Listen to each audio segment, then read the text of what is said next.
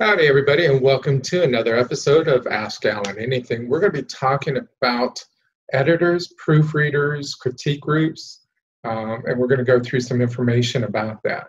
As always, you're welcome to send us emails at bourgeoismedia@outlook.com. We'll have it listed on the edited version of this show so that you'll be able to access the information at any time. We encourage the questions ahead of time so we can do any research if we need to. Sometimes I am stumped by a question or two, so please feel free to email me at bourgeoismedia@outlook.com when you can. So, as I mentioned, we're going to be talking about 3 items, and they're going to be done in order.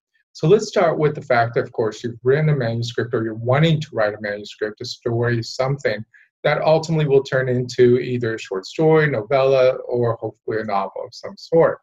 So the process, of course, of writing has been covered in tons of books. I'm not here to go through all that process. I am not the expert in that respect. What I'm going to be focusing in on is a little bit about the author's revolution and how to make sure you're covered and protected through the process of these 3 steps. So let's start with the critique group. You've written something and you want to know if it's good. So getting people's response is a very normal and right thing to do. But you got to be careful on who you select to get that response from. For example, you give it to your friends and your family and stuff like that. Most of them are going to say, oh, yeah, this is good. You should go ahead and do it and stuff like that because they are family. They want to be encouraging. And also, if they just don't want to be bluntly honest and say, no, this is a piece of crap, don't bother. Some will be more negative out of jealousy and fear or whatever. And so therefore, again, those people are not really the people you want to do critiques for. You want people that have no connection to you other than just knowing who you are because you attend a critique group. That is the ideal situation to start with. As you're going through the process, writing the stories or the book or whatever, get honest feedback from people who are also trying to accomplish and become successful in the writing career and want to help other people just as you want to be helped and also help others with their critiques. So it's a give and take in that critique group. But the main thing to focus on is the type of group you're going to. Is this related to a genre that you're writing in? For example, you don't want to be writing in a romance type novel and go to a sci-fi critique group. Totally different things, and the way they write, the styles and stuff like that, the topics and the formulas and all that stuff are totally different. So you need to watch who you go to and where you go to and things of that nature. So keep that in mind. Then again, if you can't find a particular critique group that relates to your genre, a more open critique group that covers all types of genres is acceptable, and there's nothing wrong with that. So you want to make sure that you get a good group that is either open to all types so that they're not stuck in a particular formula, or you find the right particular critique group that is related to your style, your genre.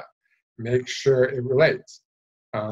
Again, there are a lot of critique groups out there. You just need to do a web search, and it should be listed writers groups generally. And if there's not a particular critique group listed in your area, a writers group can then also recommend or know of some other groups, or you can just reach out to fellow writers within the writers group to form a critique group and stuff like that.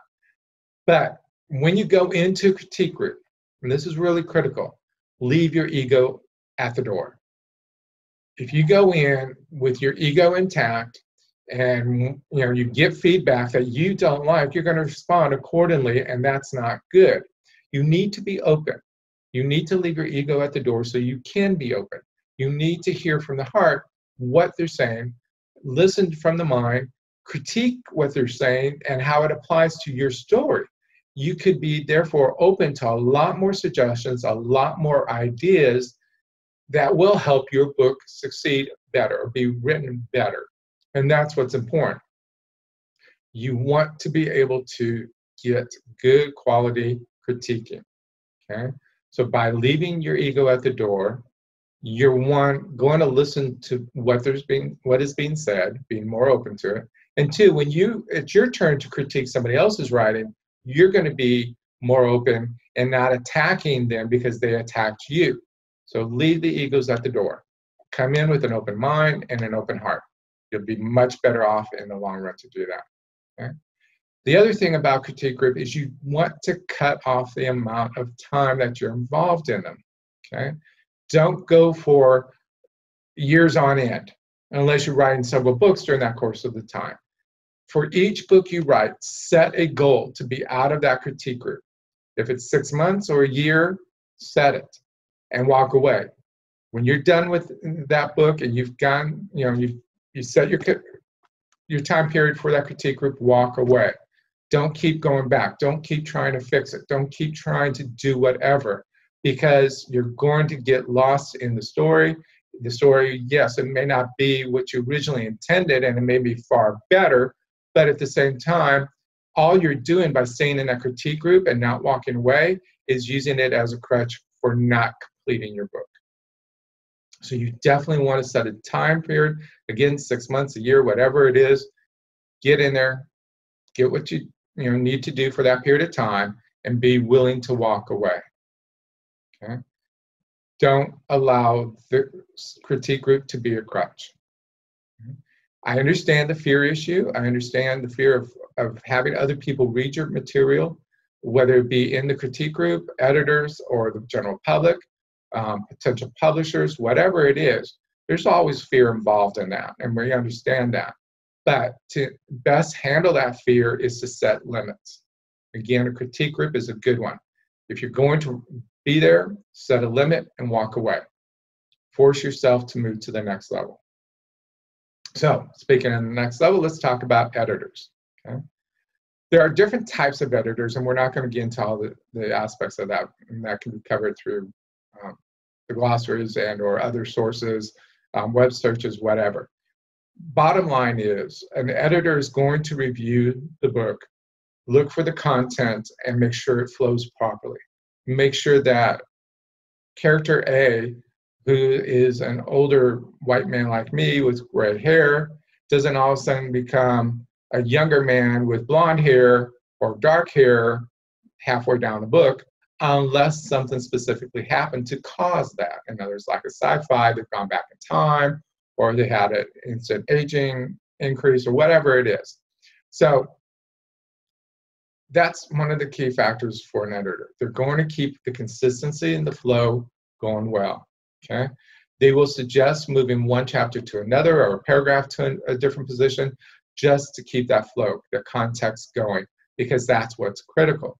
You want the story to be reading properly, flowing properly, all the characters are in line properly, they're not changing in mid-sentence or mid-paragraph or mid-chapters or whatever. Everything's smooth, easy, and flows well, reads well. That's the job of an editor. Okay? As with an editor, you want to find out how good they are. So most editors will do a sample chapter or a couple pages, review or critique, and give it back to you with suggestions. You can see if that works for you.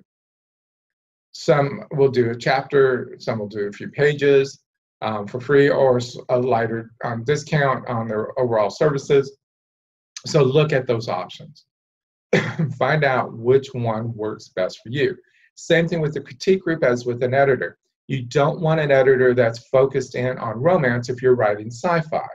Okay? Again, there's certain formulas that apply to these type of genres, so you want to make sure you're in that formula aspect. And the editor is going to be the right person for that. So again, make sure you have an editor that works with those type of genres or has a better understanding of them. They may be an editor that works in general, which is okay, as long as you're comfortable with them, or they may be an editor specific to your genre, and that's the ideal situation. They may also charge more if they are, because they have more experience with that. Again, do your shopping around, get reviews, look at the quality of their work with the sample chapter that they've done, see what type of guarantees they're offering, and in other words, if you happen to find, or a reader after the book is published finds, hey, what happened to this character? This isn't making sense anymore. That means the editor screwed up, and what are they going to do to fix that? Okay? Are they going to cover the cost of republishing the book? Are they going to offer a refund? What is it they're going to do if they screw it up? Okay? So you need to make sure that when you do get that, you're going through the story and that everything's correct, because you really don't want that reader to find that big mistake. Okay, that will ruin your story, and that really will set you back.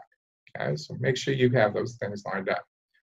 So once you've gone through the editing process, you then need a proofreader. Now, some editors will do proofreading, some will not. It is best not to get the same person.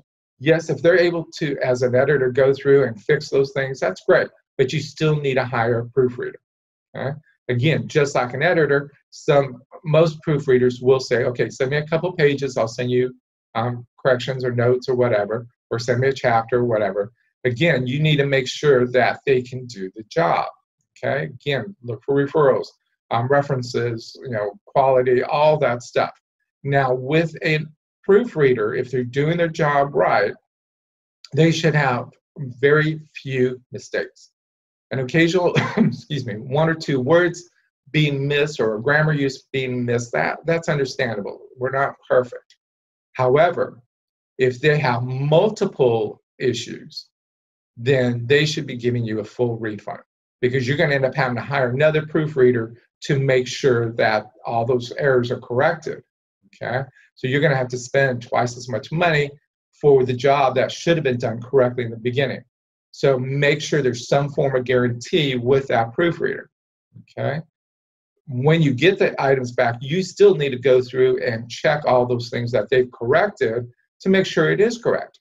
Sometimes you will run into a word usage that you purposely intended to be used, but they changed it to what they think is the proper word to use, and that changes the story. So you need to be clear about that. So make sure when you get that edited version back, it shows all those corrections so you can approve them or not approve them or re-alter them as needed. But once you've made those changes, then it's up to you to move forward, okay? But again, just like in the editing, when a reader finds multiple errors in spelling and grammar in a book, it ruins the book, it ruins the style, it ruins the whole enjoyment of that reader, and they're going to trash you, and you don't want that. So again, make sure that it's done right, that's good quality proofreader, and that they have a guarantee. If you don't have those things, you're going to get screwed. Okay? So those are the first three things you need to do with a manuscript. You need to go through and get a good critique group. Make sure that they are indeed following through, giving you the feedback you need for the genre you need, because otherwise, if they don't, you're not going to have the right feel, the right understanding for your story. So find a good critique group and go through that process. Remember to set your deadline for when you're going to stop and walk away from the group, because you need to move forward, okay? Don't allow yourself to get stuck in that. Then you go to your editor, make sure you find an editor that works within the genre that you're doing, has a better understanding, is willing to show you a sample, again, a couple pages, a chapter, whatever it is. Make sure there's some form of agreement that if there's errors or that they screw up and miss something, that they're willing to be willing to compensate you for that error and fix it in some ways that you're not having to spend a ton of money to get fixed with another editor, et cetera, et cetera. Guarantees have got to be in place. And this is part of the Authors Revolution aspect, is that if you don't have guarantees in place, you're screwing yourself. You're going to end up spending tons of money and not get what you should have, okay? So make sure you have the right people, that they have some form of guarantees. And if most of them are saying, oh, we don't guarantee our work, then you know what? They don't need to be in the business, okay? If they can't guarantee some form, some aspect of their work, then they just should not be in the business, plain and simple. So make sure you get something. Once you've gone through the editor, and again, it's content, it's making sure things flow properly, it reads well, et cetera, then you go on to your proofreader. And again, a proofreader is really important. You've become glossy-eyed to your story. And by that, I mean you pretty much know your story well enough that you could be reading it and not seeing what the errors are because your mind is saying, well, this is how it should be, when in reality it's not showing it that way. Okay, so we become that glossy eye. We have those blinders on that prevent us from seeing the errors. So you need to find a good proofreader who can find those errors, grammar, spelling, etc., so that if it is a good piece of work. Okay, again, an editor may do some of the proofreading, and that's great, but you still need a proofreader to go through and make sure everything's correct. Okay, avoid the glossy-eyed aspect, because editors get it, you get it. You don't want someone else to have that when they're reviewing your materials. So somebody who's outside of the system, somebody who's been hired for this job, who has not read your material before, can do the job. Yes, I know there's a lot of teachers, professors, et cetera, librarians, all those people that can do the job that may be related to you, but you don't want that relationship. Again, you want someone who's a professional, who knows what they're doing, and is guaranteeing their work. You don't want a family member, you don't want an associate, because you can't go back to them and say, look, you screwed up and you've cost me these thousands of dollars worth of work, because chances are they're doing it for free, they're doing it as part of the family or relationship aspect. And even if they aren't doing it for free and you're compensating them in some way, probably not fully compensating them like you would a proofreader, because hey, they're family, they're friends, whatever. So don't use those people. Use professionals and make sure there's guaranteed. Just as I said a moment ago with the editors, if a proofreader cannot guarantee their work to a certain degree or at all, walk away. You do not want to have a proofreader without a guarantee. Too many times there are proofreaders who think they know what they're doing and don't, or just arbitrarily do whatever they want to do to the story without regard to you, and you end up with a horrible story because they've screwed up the editor's versions or your version or whatever, because they've changed words or altered the grammar, etc. So make sure you have those guarantees. You don't want to get a book from somebody and then publish it, and all these errors are in there. Trust me, I've been there. I fully understand that. For classic examples, my first book, I had 5 people proofread it, and there are still tons of errors in it. I didn't pay those people. They all volunteered. They were willing to do it, and I appreciated them doing it. But because they were not professionals, there was errors. Okay, I couldn't go back to them and say, look, you fucked up, you screwed up, fix this, because they volunteered to do it. I have to hire a professional to do the job, just like you do on every aspect of the process of getting a book published.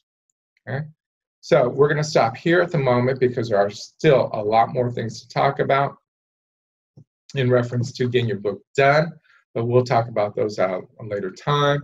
And we'll go into the graphics and the layouts and all that stuff in the next group of videos. But for now, with the few minutes that I have left, I hope that has been valuable information to you, and that you're moving forward with your books, and look forward to seeing that. Keep me in touch. Send those emails and let me know how you're progressing, how you're doing on your books. I'd love to hear from you, and just go from there. So in reference to other things to mention, for those of you who have followed the videos, I am the creator and founder of Texas Authors, or Texas Association of Authors, and also of Indie Beacon, which are 2 organizations that support authors, specifically, well, any author. It doesn't matter if you're indie, self-published, or traditional. We help support you in all those aspects in the marketing departments, with our different programs, our radio shows, our tweets, our newsletters, our marketing events, all those different programs that are out there. We have created those over the years, and better to help support the authors that are out there, we have chosen to merge everything together under one house in an appropriate way, and this is now going to be called Authors Marketing Guild. It is a limited liability corporation, and we are looking for investors to help us better move forward with this. So if you're interested in investing in the guild and improving the lives of authors, we'd love to hear from you. So Texas Association of Authors, Texas Authors, and the Indie Beacon organization will now be known as the Authors Marketing Guild. We'll be having a website up, and I'll announce it in the next issue, or you can just do a web search and you'll find some information. This is fairly new, and it will be fully operational by the first of the year, so a few months from now. But we're announcing the changes so people can start getting used to it.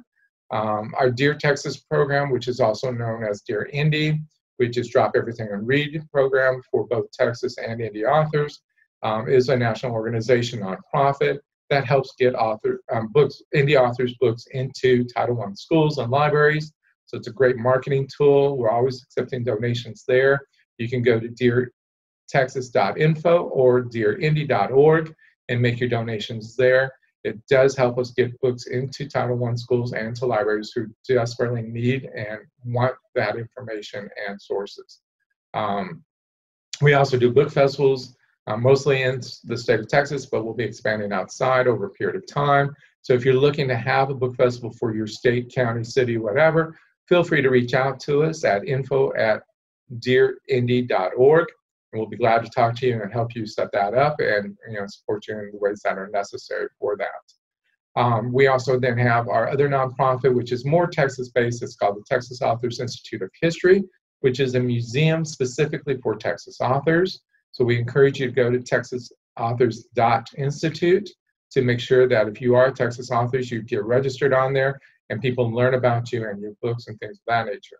Our Indie Beacon radio show will also be slightly changing, but we are always encouraging people to sign up and be interviewed. It is a free service. You are allowed one interview per year unless you are a member of Authors Marketing Guild. Then you're allowed 2 interviews per year. But it is a great source. We have over 2,000 listeners, followers throughout all the different podcast systems we have. We're on Amazon TV as well as iHeart and other programs. So we definitely encourage you to watch them, learn about new authors, and feel free to reach out to us for an interview. You can go to radio.indiebeacon.com and register there, and also see all the other authors that have been interviewed and stuff like that nature. Our National Authors Day is still November 2nd. This is a national program, so we want to encourage people to participate in some form. Get authors together to celebrate in your community. It doesn't have to be about pushing their books to people, not a book festival in that respect, but just a celebration to remind the world of the great books that indie authors produce. We have t-shirts that help support this. One says, I've published, and you can put in how many books. The other one say, America Reading Is, and you get to handwrite on there what reading means to you so you can share with the world. So those are 2 ways of help supporting the event and help advertise it and help get it out there. Of course, there's hashtags and all that stuff. You can find that on the website at authors.dearindie.org. And then finally, our other program that have launched for next year is the We Fiction Writing Contest, which is for authors to create teams, either 2 or 4 members, that write a book based on information that readers supply. In other words, readers can upload information about characters, locations, plot twists, and then the authors as a team will say, okay, we want to use this, this, and this, and they create a story based on those items. So the readers get to actually become involved in this, and then when the stories are actually written in a 90-day period of time, then the readers get to go back and judge the quality of the books, and the winners get a publishing contract to get the book out there.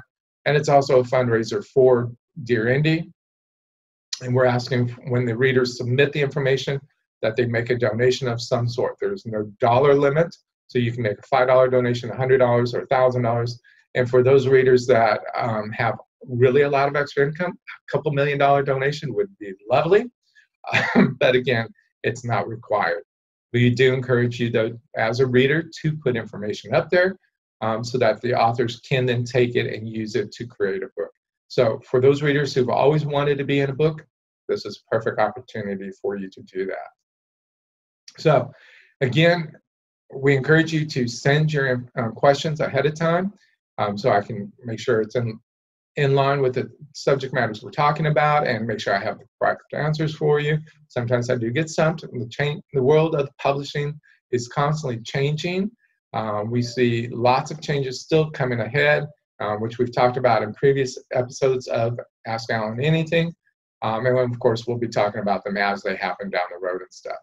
So you can send your questions to bourgeoismedia@outlook.com, and we will put that out there as we can. Again, I want to thank you for watching. I hope this was very valuable to you, and we look forward to seeing you again in the near future. Thank you and have a good day.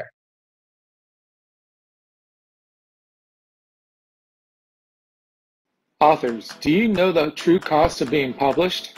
In the Author's Revolution Workbook, B.L. Bourgeois gives you hands-on tools to use and to understand the true cost of being published.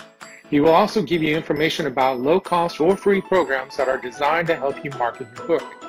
B.L. Bourgeois has been helping hundreds of authors since 2011, educating them on how to better market and sell their books.